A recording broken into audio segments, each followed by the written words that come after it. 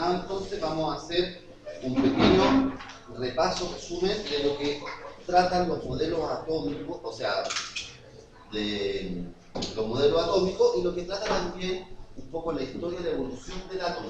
Piensen ustedes que hace 2500 años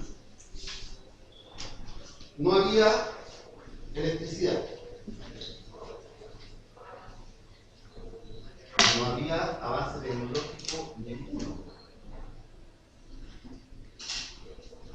Y ya hace 2500 años, los hombres, en una localidad que se transformó en una gran cultura y civilización, Grecia, se preguntaban ¿qué es la materia?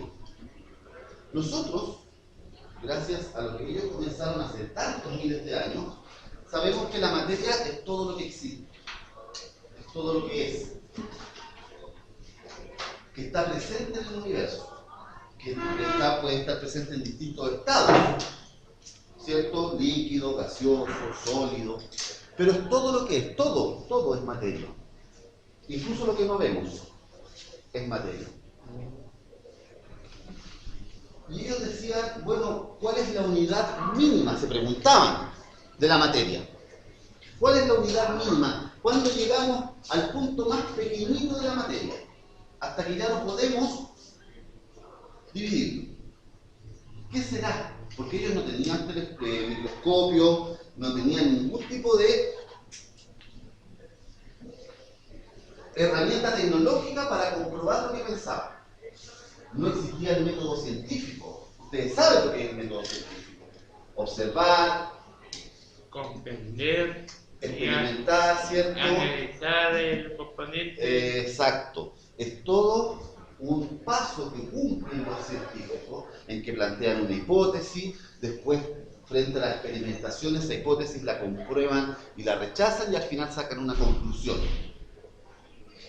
No existía tampoco en esa época. Ellos más que nada, de manera filosófica, intentaban encontrar la respuesta. Por lo tanto, y aquí si ustedes ven la primera página, y ahí me van a, no sé, alguien que me pueda después dar su celular para mandarles esto de manera, para que ustedes lo compartan con el resto del curso, al WhatsApp, o se lo mando a la tía Poli, para que ella lo comparta con ustedes.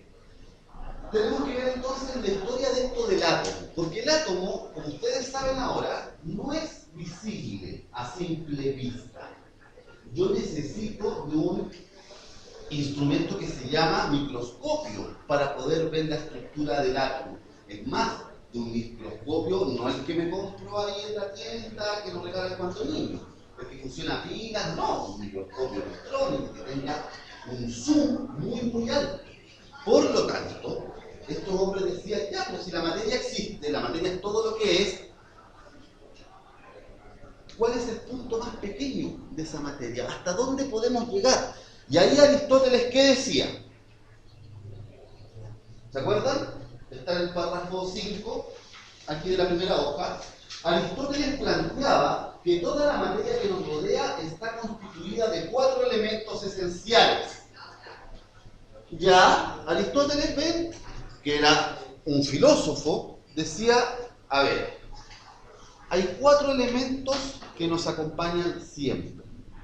El agua, aire, tierra y fuego. Aire, agua, tierra y fuego. Los 4 elementos principales que están presentes en nuestro alrededor. Por lo tanto, todo lo que es materia está vinculado a uno de estos 4 elementos. Pero aparece otro señor, Demócrito, que también es filósofo, es decir, también se cuestiona la realidad, pero él no tiene un método científico, se la cuestiona solamente a través de ejemplos que él mismo se crea. Y él dice, en su ejemplo clásico, ¿qué pasa si yo tomo una hoja de papel, la corto por la mitad, y esa mitad por la mitad, y esa otra mitad por la mitad, por la mitad, por la mitad? Va a llegar un momento, dice él, en que ya no voy a poder cortar más esa hoja de papel. En que se va a transformar esa hoja de papel Un átomo. en algo que no se puede dividir, indivisible, es decir, en un átomo. Esto él lo pensaba, insisto, no de manera científica, porque no tenía cómo comprobarlo. Pero sí logró acuñar este término que quedó por el resto de la historia hasta nuestros días. Entonces, él planteaba el siguiente ejercicio filosófico. ¿Qué sucede si un material, como podría ser un pedazo de papel, lo corto cada vez en pedazos más pequeños? ¿Será posible en algún momento que ya no se pueda seguir trozando? ¿Será posible que en algún momento se llegue a una partícula tan diminuta que constituya las bases de la materia? Demócrito así lo creía. Él no pudo demostrar nunca lo que pensaba, ya que aún no se había desarrollado el método científico. Sin embargo, dejó planteada esta incógnita. Incluso la palabra átomo, que hoy usamos, viene de los tiempos de Demócrito. Átomo significa indivisible en griego. Este es el término que se usó para describir esta partícula hipotética que era la base de toda la materia. Entonces, hombres muy antiguos, hace 2500 años, lograron llegar a una incógnita. No podían demostrarla porque no tenían las herramientas tecnológicas, pero sí lograron llegar por un camino filosófico a lo que podría ser una respuesta correcta. O sea, Va a llegar un momento en que vamos a dividir la materia y ya no vamos a poder seguirlo haciendo, porque va a haber una unidad única, última, una partícula que va a ser indivisible. O sea, gracias a Demócrito, Claro. tenemos esto. Exacto. Pero las culturas van cayendo, la humanidad va cambiando, desaparecieron los griegos, vinieron los romanos, luego vino la época de la Edad Media, pasaron casi 2000 años. Y nadie retomó esto. Hasta que por ahí, por los años 1500, apareció un señor que no tiene que ver con esto, pero que sí fue la base de todo, que se llamó René Descartes. Y René Descartes puso las bases, junto a Bacon, de lo que es el método científico. Es decir, yo tengo que tener un orden para lograr demostrar fenómenos de la naturaleza. Porque en ese tiempo todavía se creía, ¿por qué llueve? Porque Dios así lo quiso. ¿Y por qué nos morimos? Porque Dios así lo quiso. ¿Y por qué nacemos? Porque. Pero ellos establecen de que no, hay razones en el universo que para ellos era el planeta Tierra, solamente lo que lograban ver del cielo. Pero ellos ahí entonces se preguntan, ¿cómo hacemos para demostrar ciertos fenómenos naturales, para explicarlos? Y surge el método científico hace unos 500 años atrás. Y desde ahí viene una gran revolución. Y van a ir apareciendo científicos de renombre que van a aplicar este método científico en sus investigaciones. Y vamos a llegar a los químicos del siglo XX principalmente, del siglo XIX, que van a establecer entonces, ya con una demostración científica y con los instrumentos necesarios, cuál es la verdadera estructura de este átomo. Porque al final nos vamos a dar cuenta de que el átomo es indivisible. ¿Es indivisible el átomo, no? ¿Qué creen ustedes? ¿Se puede dividir un átomo? No se puede dividir un átomo, ya está dividido. Vamos a ver que entrado el siglo XX, cuando el hombre está enfrentando grandes guerras, y se viene una gran guerra que es la Segunda Guerra Mundial, de 1404 a 1945. 1939 a 1945, se van a poner en los años 30 del siglo pasado, del siglo XX, a decir, ¿y si el átomo realmente lo podemos dividir? ¿Qué pasa? Intentémoslo. Para eso tenemos que buscar átomos que sean inestables. Y recurren a una científica que ya había fallecido, pero recurren a sus investigaciones, que ella investigó los elementos radioactivos, como el radio, el de las radiografías. Pero también investigó otro elemento donde se dio cuenta que ese átomo, unidad mínima de la materia, de ese elemento en particular, era muy inestable. Así que estos hombres dijeron, a ver, ¿y si dividimos el átomo? ¿Cómo? Y lograron, mediante experimentos físicos y químicos, dividir el átomo de ciertos elementos. Y ahí surge la bomba atómica. La bomba atómica es dividir el átomo para que se libere energía.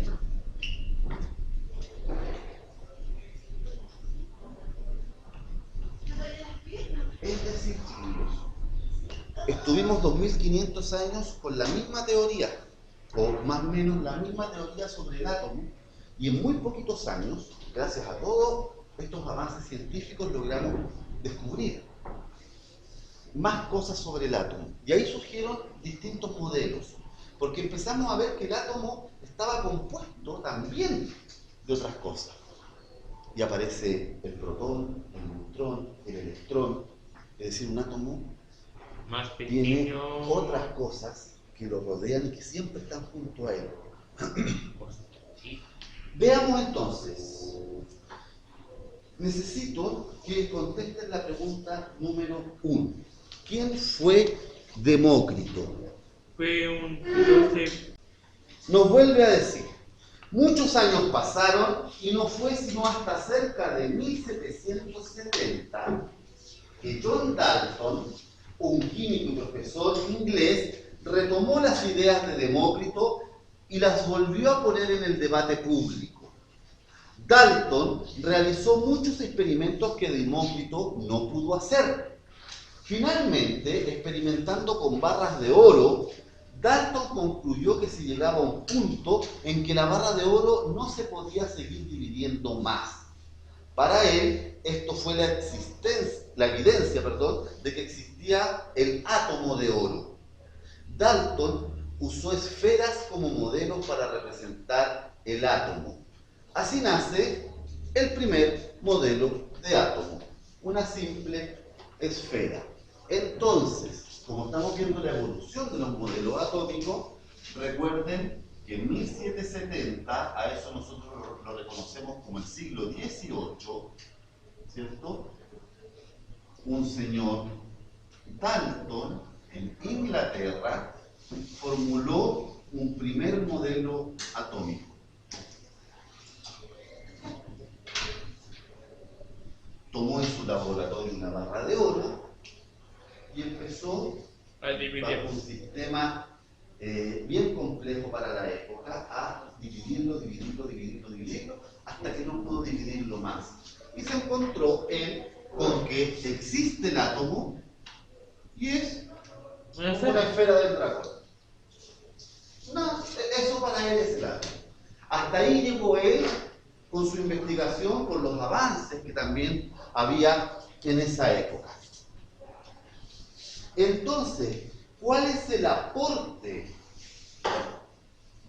de Dalton a la teoría atómica? A conocer el mínimo átomo de una barra de oro.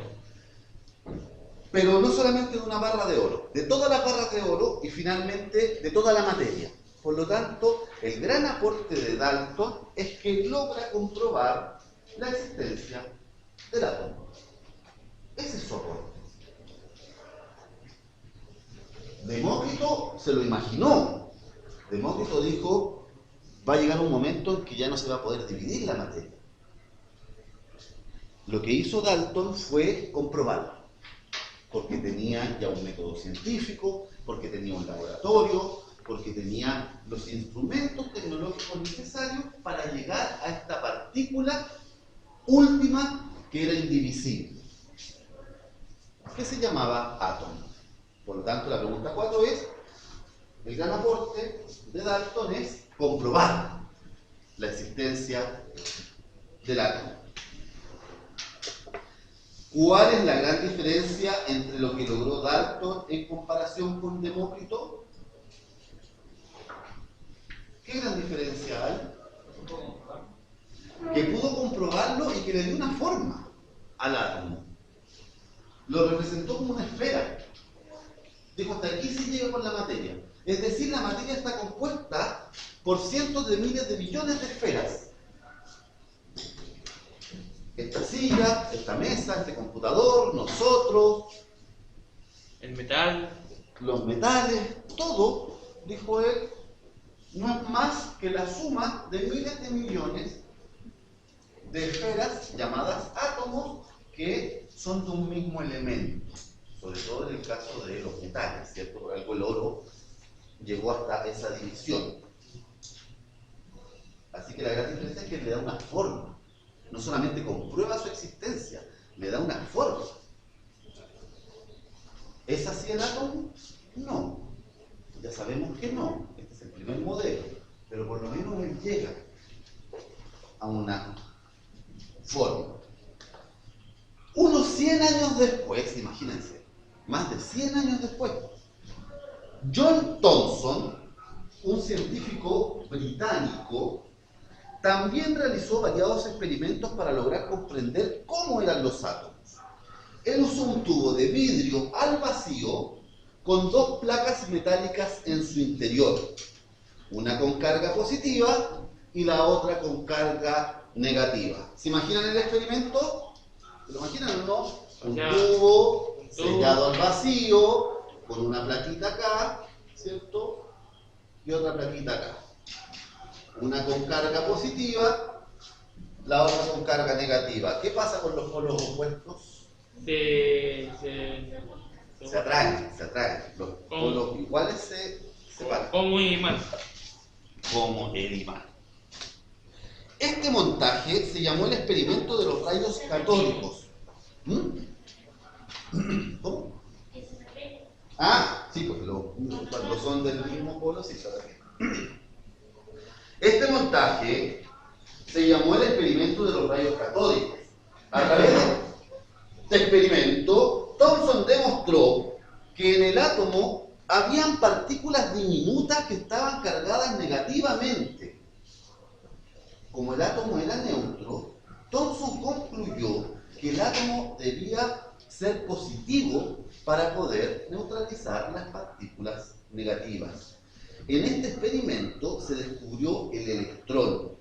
Thomson ilustró un nuevo modelo de átomo donde los electrones aparecen incrustados en la esfera del modelo de Dalton. La esfera misma, planteó Thomson, es positiva y los electrones son diminutas subpartículas negativas que se encuentran incrustadas en esta esfera.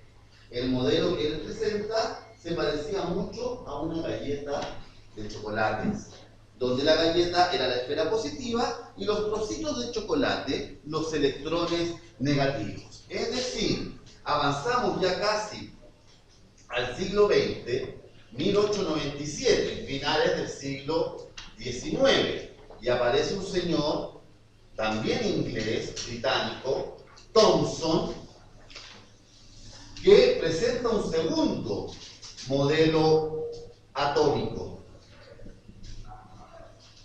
Y como él hace este experimento y ve la atracción y repulsión de sus placas, él dice entonces, esta esfera que nos presentó Dalton existe, pero los átomos,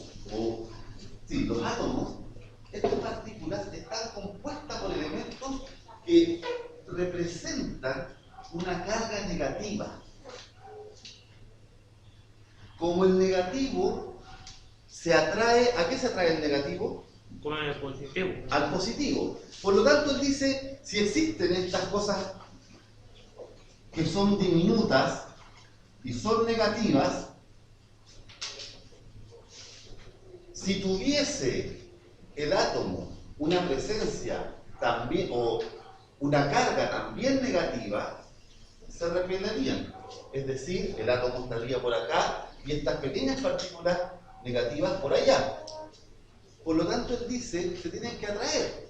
Y para que se atraigan, estas partículas que son negativas se adhieren a este átomo que es positivo. Por lo tanto, él le da una carga. Es un paso más. Por acá acuérdense de Demócrito. Vamos a llegar a un punto en que no se puede dividir la materia. Dalton lo comprueba y dice, este es el más pequeño. Thomson, ojo, eso más pequeño tiene carga, porque hay unas partículas muy pequeñas con carga negativa, me lo demostraron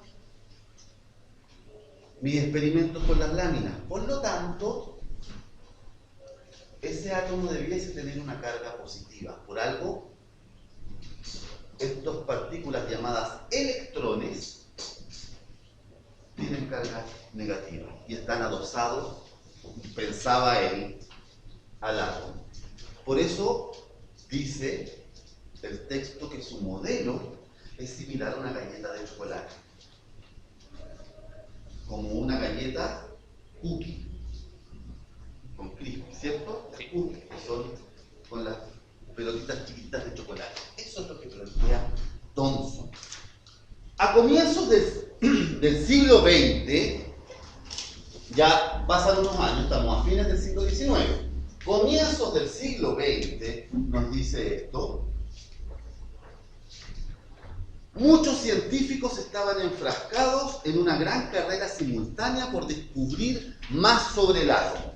Ahora ya en el siglo XX, después de miles de años de dejar esto botado y que aparece uno y 100 años después otro, ya dijeron, no, esto realmente hay que investigarlo, es muy interesante, tenemos que ver realmente cuál es la estructura del átomo. Unos pocos años después de... está bien. A comienzos del siglo XX, muchos científicos estaban enfrascados en una gran carrera simultánea. Perdón, yo estoy viendo otra vez. Ahora sí. Compara el modelo de Thomson con el de Dalton. ¿En qué se parecen? ¿En qué se diferencian? Está claro, ¿no? ¿En qué se parecen ambos modelos, Thomson y Dalton? Página 3.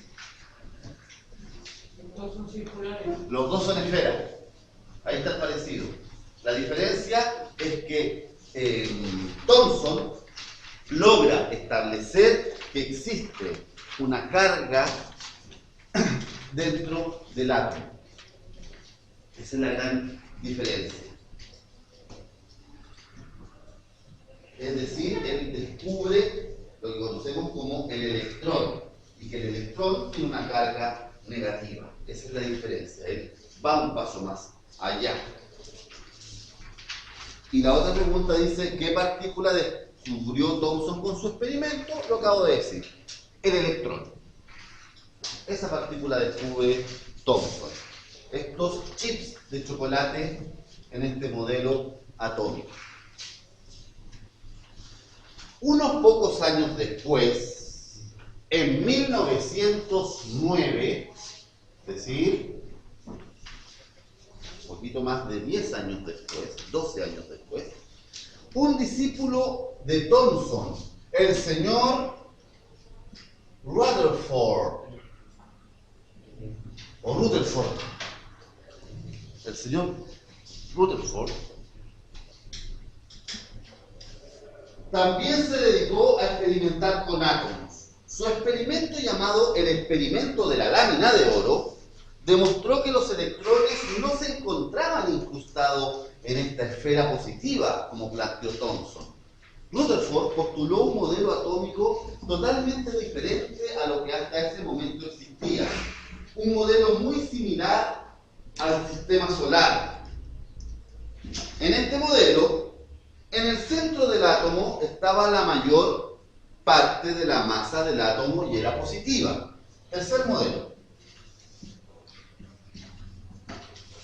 Si se fijan, mantiene la esfera de Dalton y la esfera de Thomson. Mantiene esta idea de un centro de masa en el átomo. Y mantiene de que era positiva. Esto se llamó el núcleo. Y se llamaron protones a las partículas que se encontraban al interior del núcleo.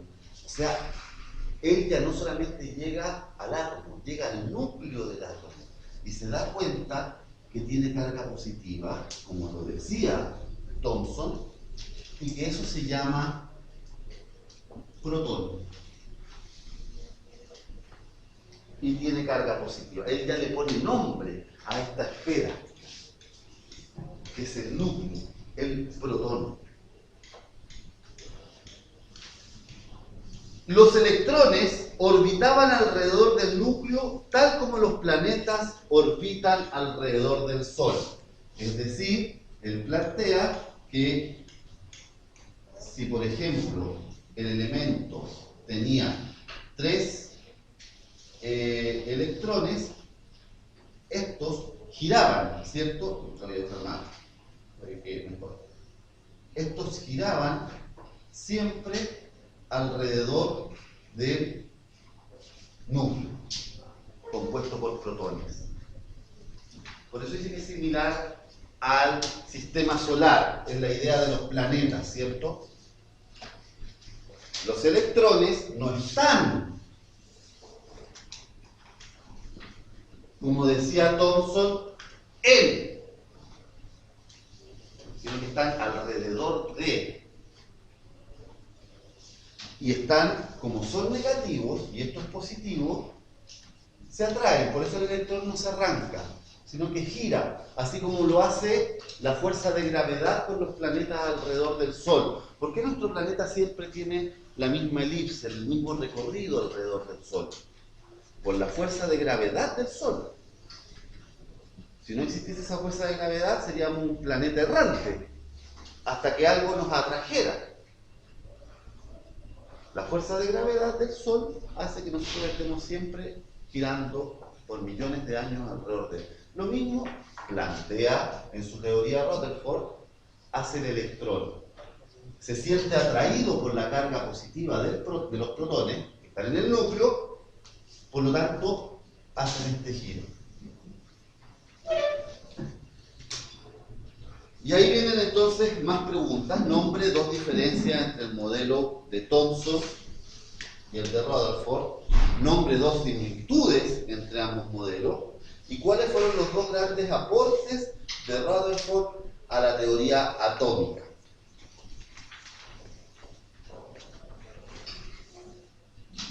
¿Se está entendiendo, cierto? Sí. Sí. Ya, es súper importante porque esto tienen que completarlo y traérmelo el próximo martes, ya no lo olviden, no. Yo igual lo voy a mandar a los compañeros para que lo manden al correo.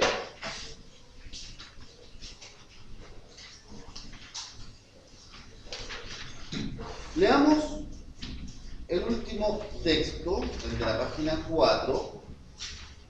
Ahora sí, que era el que yo había leído antes. A comienzos del siglo XX, muchos científicos estaban enfrascados en una gran carrera simultánea por descubrir más sobre el átomo. Unos pocos años después de Rutherford, en el año 1913, justo antes de comenzar la Primera Guerra Mundial, Ernest Bohr, señor de apellido Bohr, que se llamaba Ernesto, igual que Rutherford, Ernest. Un físico danés, si es danés, ¿de qué país es? Además, no creo. ¿Cómo se llama el país donde una persona tiene como gentilicio danés? No, es ruso. No es Rusia. Dinamarca, muy bien. Dinamarca es un pequeño país, muy chiquitito, casi del porte, no sé, de la región metropolitana y Valparaíso, que está sobre Alemania. ¿Ya? Ese es Dinamarca, que está al norte de Alemania en el mapa. También realizó una serie de experimentos y modificó el modelo propuesto por Rutherford. Si se fijan, van como agregando cosas, van perfeccionando, van ahí diciendo otras. Se agregó a este modelo la forma en que los electrones orbitan alrededor del núcleo. Bohr planteó que los electrones se mueven en órbitas definidas y que incluso en estas órbitas se mueve una cantidad determinada de electrones. Bohr afirmó que la primera órbita es la más cercana al núcleo, la segunda se encuentra más lejos y así sucesivamente. Bohr también dijo que la primera órbita solo puede contener 2 electrones, la segunda órbita un máximo de 8, la tercera órbita un máximo de 18. Además pudo calcular el máximo de electrones para todas las órbitas. En este modelo, Bohr planteó que hay un orden para la ubicación de los electrones en las órbitas. Estos se ubican siempre partiendo desde la primera órbita y solo cuando ésta se llena, los electrones se ubican en una segunda órbita hasta completarla. Solo entonces se posicionan en la tercera órbita y así sucesivamente. Aquí ya empieza a ser un poquito más complejo el modelo atómico. Hasta acá eran bastante sencillos. Hasta acá una esfera con carga positiva, con electrones que se le pegaban, una esfera con carga positiva, que ya empezamos a llamar protones, que están en el núcleo, con electrones que giraban alrededor. Este cuarto modelo, momento. O sea, Como ven ustedes en el dibujo, tiene un núcleo con varias partículas, esas esferas chiquititas que llamamos protones, sabemos que son positivas, y ahí él dice entonces que todas comparten órbitas iguales, ¿cierto? Que la primera tiene máximo 2, la tercera puede tener hasta 8, perdón, la segunda hasta 8 y la tercera hasta 18. Ese es un poco el modelo de Bohr. o sea, cada electrones queda